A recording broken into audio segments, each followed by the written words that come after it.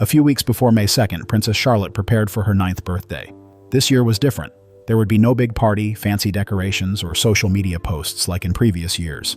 Instead, Princess Charlotte wanted to do something quiet and meaningful for a girl in a hospital. Curious to find out what it is? Stay tuned. Weeks before her birthday, Catherine, the Princess of Wales, asked Charlotte what she wanted. In the past, Charlotte would quickly list things she wanted, like a pony-themed art set and strawberry cupcakes. This time, she hesitated and said, "I'll let you know," as she returned to her sketchbook. Catherine noticed this change but did not push her daughter for an answer. Charlotte had become more thoughtful recently. She had always shown maturity, like when she reminded her younger brother to bow during the late Queen's funeral. Lately, however, she has asked more profound questions about royal duties and the people they met during engagements. 2 weeks before her birthday, Catherine took George, Charlotte, and Louis on a quiet visit to Royal Manchester Children's Hospital, just outside London. They had initially planned the visit without announcing it to the public. However, news leaked, making it seem like a regular outing. For Catherine, it was more than that. She admired how Princess Diana had taken her sons on private visits to hospitals and charities. Diana did this to help them understand the world outside the palace. This visit allowed Catherine to honor Diana's legacy and help her children learn about their responsibilities as royals. As they walked through the pediatric wing, something changed for Charlotte. She wore a pale green disposable gown and a soft scarf like the hospital staff wore. She looked like any other child in an unfamiliar place. Her shoes made little sound on the polished floor as she followed her mother, with her brothers behind her. The hospital smelled of antiseptic and soap. The walls displayed children's artwork, drawings of castles, animals, superheroes, and a cheerful rainbow that had faded over time. In the first room, they met a boy named Ethan. He was about Louis's age but had kind eyes and a shaved head that made him look delicate. Ethan had lost both hands to a quick-moving infection called meningococcal septicemia. He told George he was in grade 4 when it happened. One day at school, he suddenly collapsed at lunchtime. He spent weeks in intensive care and nearly lost his life. The doctors acted quickly to save him, but could not save his hands. Now, Ethan was learning how to do everyday tasks again. That afternoon, he used special utensils to eat lunch, a spoon attached to a soft brace on his arm. His nurse stood next to him, giving gentle support. Charlotte watched from the foot of the bed, staying still. She didn't look away, even when Ethan struggled to scoop up some mashed potatoes. Her usual curiosity changed to something more profound, a kind of respect. This was the first time she had seen a child her age go through such a transformation, showing bravery and calmness. In another room, they met a teenage girl in a wheelchair who had been in treatment for bone cancer. She laughed when George asked about her favorite video games. She showed Charlotte a notebook filled with poems she had written about her nurses. The family smiled, listened, and nodded, but Charlotte's eyes had a softness, a stillness that wasn't there before. The visit was supposed to be short, just a few rooms and a few greetings, but each stop impacted the children's lives. Then they reached room 12, the room that changed everything. The atmosphere felt different as they entered the last room of the day.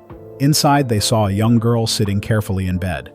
Her posture was very stiff, and her left side had layers of white gauze.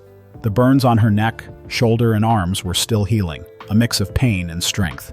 Her name was Lily, and she was 8, just like Charlotte. A sketch pad lay on her lap, and despite the thick bandages on her fingers, she drew a dog curled up by a window. The shading was simple but deliberate, each pencil stroke made with care. It wasn't just a distraction, but a way to stay focused. Charlotte paused at the door to take everything in. Lily's parents were nearby, her mother adjusting a blanket, her father holding a water bottle, watching his daughter with tired yet devoted eyes. When they saw the visitors, they stood nervously, but the nurse smiled and signaled for them to relax. Before anyone could speak, Charlotte stepped forward. Her voice was quiet but curious. "What happened?"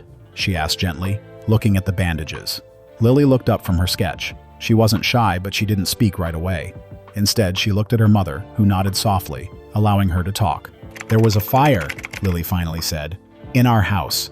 I was in my room when it started. I tried to get out, but the door was hot. I couldn't open it." Charlotte's eyes widened in disbelief. "How did you get out?" "My dad and the firefighters broke the window," Lily replied, glancing at him. "They climbed in from the garden and pulled me out." "She was unconscious when we found her," her father said, his voice thick with emotion. "If we had been just 1 minute later." He didn't finish. He didn't need to. Lily turned back to her drawing. "They say I'm lucky, but it still hurts a lot." Charlotte moved a little closer and looked at the sketch. "Is that your dog?" Lily shook her head. "No, I draw them. I like dogs." I have one, Charlotte said softly. Her name is Orla.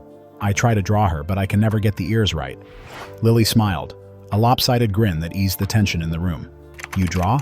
She asked. All the time, Charlotte replied. Especially when I'm nervous. It helps me think. The girls chatted about dogs, drawings, and how frustrating it is when noses look wrong. Lily's mother quietly wiped her eyes with a tissue. Catherine watched the two girls closely, clearly moved but saying nothing. Eventually, their visit had to end. The nurse gave a slight, respectful nod. Charlotte stepped back, then paused. You're excellent, she said, pointing to the drawing. Maybe I'll bring mine next time. Lily blinked with excitement. So, you would come back? Charlotte didn't answer right away, but her expression softened. I hope so, she said. As she turned to leave, Catherine gently placed a hand on her shoulder. They stepped into the hallway. Just then, something happened that changed Lily's fate. Keep watching to find out. They almost reached the end of the corridor when Charlotte suddenly stopped. My scarf, she said, turning to Catherine. I left it on the chair. Catherine nodded, letting Charlotte go back alone, followed quietly by a staff member. As Charlotte approached room 12 again, the door was still slightly open. She entered softly, not wanting to disturb anyone. As she reached for her scarf on the back of the visitor's chair, she heard voices. Lily's parents. Their tone was low but tense. The doctor said she'll need another surgery, her mother said. The burns tightened around her shoulder. It's affecting bone growth. If we wait too long, it could limit how her arm develops. Her father sighed deeply. And we're already behind on payments. The last procedure drained everything we had. The graft did not take fully. They'll need to go in again. I asked about financial aid, the mother continued. But it's a long list, and the burn therapy alone costs hundreds a week. Charlotte stood still with her scarf in hand. This was not just about pain or healing. It was about time, money, and a girl her age who might not get what she needed simply because it cost too much. When Charlotte joined her family, the ride back to Windsor was tranquil. Charlotte sat by the window, tracing foggy patterns in the glass as the afternoon sun set. She hasn't said much since leaving the hospital. George and Louis chatted softly behind her, but she was not listening. All she repeated in hushed tones was room 12 and Lily's name. Later that evening, while the house settled into its usual rhythms, the staff finished in the kitchen and the boys were upstairs with their books. Charlotte found her mother in the drawing room. Catherine was going through the mail. She looked up and smiled when Charlotte entered. Did you forget something? She asked. Charlotte did not answer right away. She walked over and looked at the small flame in the fireplace. I know what I want for my birthday, she said. Catherine tilted her head. You do? Charlotte nodded. I want to help Lily. I want to pay for her surgery. Catherine looked at her closely. That's very kind, sweetheart. But why suddenly? Charlotte turned toward her, eyes steady. When I returned for my scarf, she started slowly, I heard her parents talking. They were scared of money. They didn't know how they would pay for everything. Her mom was crying. She looked down, twisting her fingers. She's only 8, Mommy. She can't even open her hand properly, but she smiled. She was drawing like it didn't hurt. Catherine knelt to meet her at eye level. She needs more surgery, Charlotte whispered, because her skin is hurting her bones. Her dad said it might stop her from moving properly when she grows up. There was no drama in her voice, just quiet certainty. Catherine brushed a strand of hair from Charlotte's cheek. We can talk to the hospital, find out what she needs, she said gently. We'll see what's possible. Charlotte nodded again. But can it be from me? Not from you or Papa, just me. Catherine smiled. It can. By the next day, private arrangements had taken place. The hospital administrator, moved by the gesture, helped protect both families' privacy.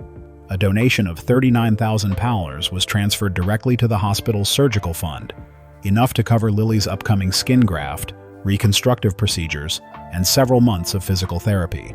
Lily's surgery was scheduled shortly after Charlotte's birthday. When her parents received the news, her mother cried, and her father stared at the letter in shock. Inside was a card with a dog sketch and a note from Princess Charlotte. Keep on fighting, Lily. With love. Charlotte decided not to tell anyone else. The gesture captured a feeling that didn't need celebration. The operation was set for a Thursday morning, 12 days after her birthday. It was a skin graft to help heal Lily's burns and improve movement in her left arm. The hospital buzzed with hope and fear on the morning of the surgery. The night before, Charlotte visited Lily. She wore casual clothes and brought a sketchbook that Lily had given her. When they entered the room, Lily's eyes lit up. You came back, she said happily. I promised, didn't I? Charlotte replied, sitting by her bed. We'll draw something together once you're better.